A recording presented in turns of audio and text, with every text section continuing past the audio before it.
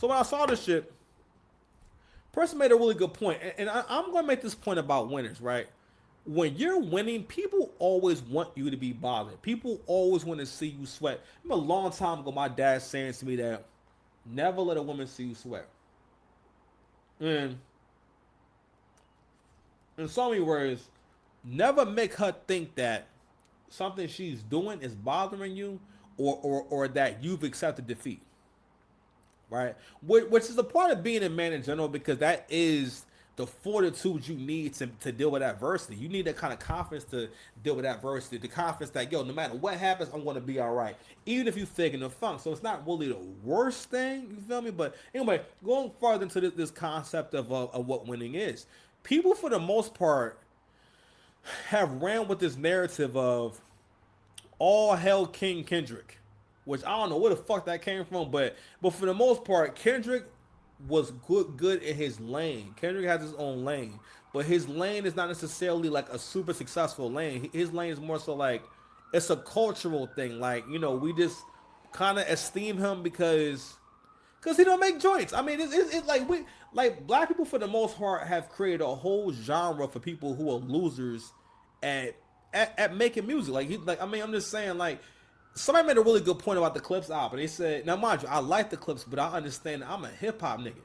Clips has always been for niggas that's really in hip hop. The Clips has never been the kind of album or artist that you can play at the get together. You know what I'm saying? And I'm not saying that all music has to be like rhythmic and party based, but my point is that music we liked it because it was good. No one had to explain or give the shit context. It's the same as you saying my girlfriend is beautiful, but when I show you a picture of her, I have to give her a bunch of caveats. I have to give her a hell of context of, now, in Southern Sudan, this is considered, these big lips are considered to be very attractive, like shit like that. No, if she's a beautiful woman, then anyone can see a picture of the woman and say, okay, that's a beautiful woman. You understand? But we've created this space, especially in hip hop, where if you're not good at making joints, basically making songs that people really like, songs that resonate with people. Like I always say with DMX, right? DMX had his own lane and he had a role to play, right? But also he wasn't intricate, man. He's one of the best niggas ever. As far as energy, as far as delivery, and also X had joints. X got joints. If you play it right now, it's gonna get lit. Especially if it's some old niggas in the building. Stop. You know what I'm saying? All that shit.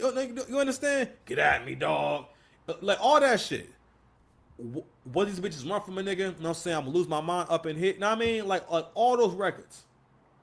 You understand? So I saw a post earlier that I wanted to play. I want to play for y'all real quick. Somehow I feel about it. Is fucking sickening. Hip hop is back, bro. Lyrics are in. I can feel the shift, bro. I don't know about you. Okay, if that's the case, then why didn't you react to a single album that Boldy James put out this year when he put out 6? How come no one talked about Larry June and 2 Chainz album? What about the LP that Nems dropped? Busta Rhymes dropped an EP. Never heard anyone talk about that. What about Jim Jones? He dropped an album. What about Currency and Harry Fraud?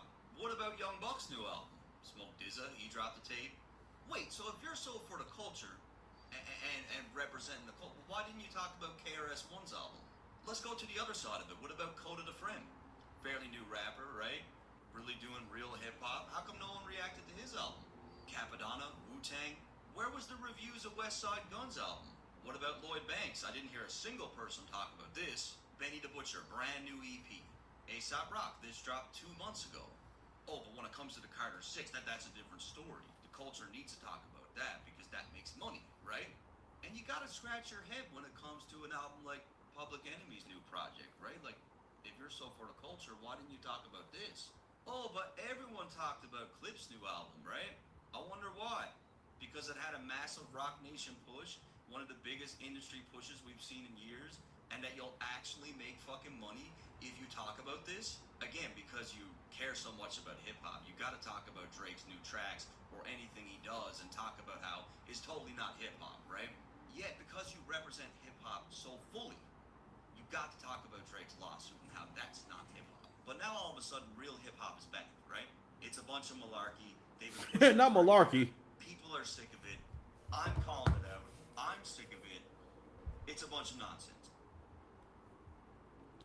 That right there, ladies and gentlemen, that is the white fatigue that I am telling y'all about. White folks is tired of y'all, okay? So what he made a really good point. It's a point that I've been saying. God don't care about no goddamn lyrics, okay? Listen, I've been battle rapping since 2014. I have almost 40 battles, and I won a majority of them. I've dominated in the majority of them. I am more than qualified to talk about this shit. When you niggas get my comments saying, you must not know real rap then. You don't know. You know the fuck I am, nigga. What the woo. That's crazy. That shit is like telling the nigga who done won the Golden Gloves that, yeah, nigga, you must have never had a real fight in your life. Nigga, you know who the fuck you talking to? Watch your goddamn mouth, nigga. Okay? For all you niggas out there in my comment section who don't like my first of all, let me explain something to you niggas. Talking about my quote-unquote takes, I've never even used that word. That's a concept that y'all have created for people whom I guess you can control. Basically, these bitch-ass niggas that you can control, who you can disagree with them, and they're going to back down. The reason why you think that if you disagree with me that it does anything to me is because that's how you think. I'll level up past that. I'm not saying shit for niggas to agree with me. I'm saying it because it's what I actually think. And y'all need to hear this shit. Because if you look at losers and admire a loser, you become a loser. You see how the women have for the most part been imitating and following gay women, gay men, queers, and whores for the last 40, 50 years. Now look now all the straight women are bi-curious or have messed with girls before. You got so many men who are pushing into acting, at least acting more and more feminine, because that way you'll never be the head of the household. You'll never conquer nothing. You'll never accomplish shit. You'll never be respected. And therefore making you a shell of yourself. A lot of you men will never experience happiness because you have no respect in your life. You have no real love in your life. That's how men feel love. Shout out to KS. Rest in peace to KS. And men feel love through respect. But anyway, but going back to that point he made about real hip hop. I don't like saying that shit because it means that what people who say real hip hop, what you want to do is keep the genre in the same place. Every piece of music and artist has their time and has their place. In order to move forward with music, especially with hip hop, right, you have to reinvent yourself and do better. To their credit, Nas and Jay-Z are people who was somewhat kind of reinvented themselves about 3 or 4 or 5 different times.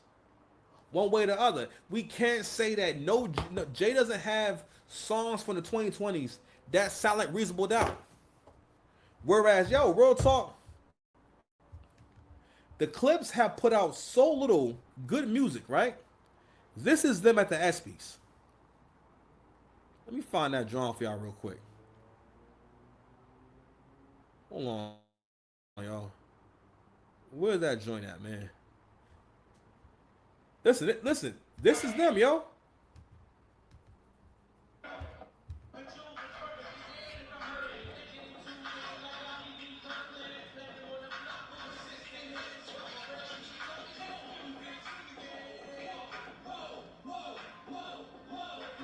People wasn't even nodding their heads.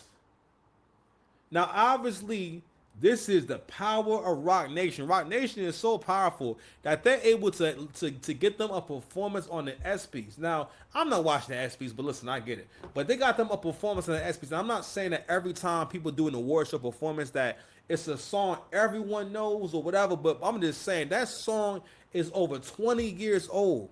When people perform, first of all, when people have a new album out, they generally perform joints from the album. But that album doesn't even have a lead single or a song you can call a lead freaking single.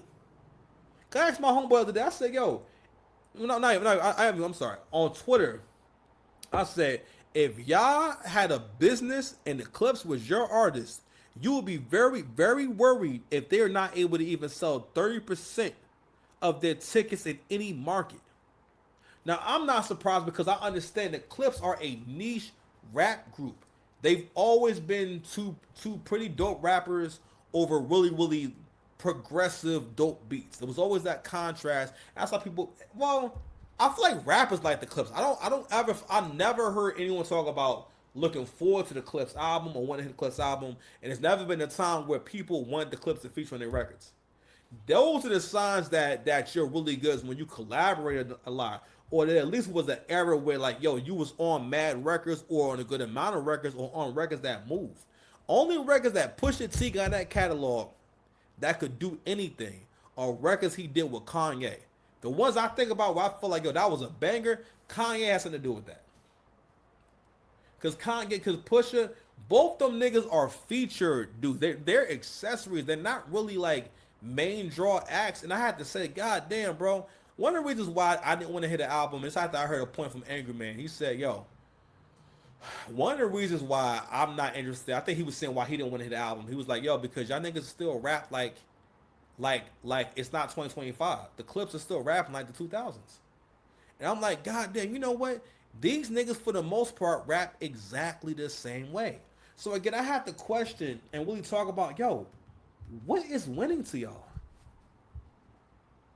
Because again, this whole campaign, the support is really to be a diss to Drake and a diss to Travis Scott. Travis Scott is far more relevant. People actually want Travis Scott on their records. So if more people listen to a person, and the other person is more in demand, how do you make the argument that they're less relevant? Because that's the argument people made about Pusha T and Travis Scott, was that, oh, well, you know, Travis Scott made music that niggas actually listen to, whereas Pusha, nigga, what? Niggas don't know your records, bro. That nigga got to be a hip hop head to know your records. And even then, your whole career, you've been the niche nigga. No one's looking at you to make a banger. Every time you make anything halfway good, people like it because it's a surprise. It's not because it's actually good music. Like, you don't do no flows, none of that shit. A lot, even like, if you know, you know. I like that record. If you know, you know. Like, that record would be a lot better if you could actually, Pusha don't do no cadences, none of that shit. And it stops records that would be good from being good because, yo, he's not that good of a rapper. A nigga that has some good wordplay and some good poetry, yo, them kind of niggas come a dime a dozen, bro.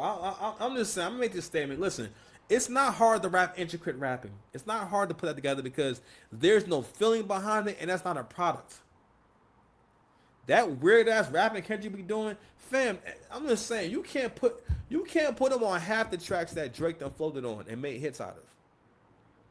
Like, you wouldn't be able to put Drake in his place on that record, and the record still takes off. Or the record is still good. Because that boy does not have that kind of versatility. He's never been able to make great records. Kendrick mostly, for me, I became a Kendrick fan based off his features. Those are my favorite moments in his early career. And when you only hear someone for 30 or 40 seconds, anyone can be great for 30 or 40 seconds. You know what I'm saying? And that, again, they all have the same shit in common. You're not really full album kind of niggas. Y'all make full albums, but you're not able to be enjoyable and relatable, right? And make good music for a whole album. But anyway, we're an hour 20 minutes in, man. We out of here. Love y'all. Peace.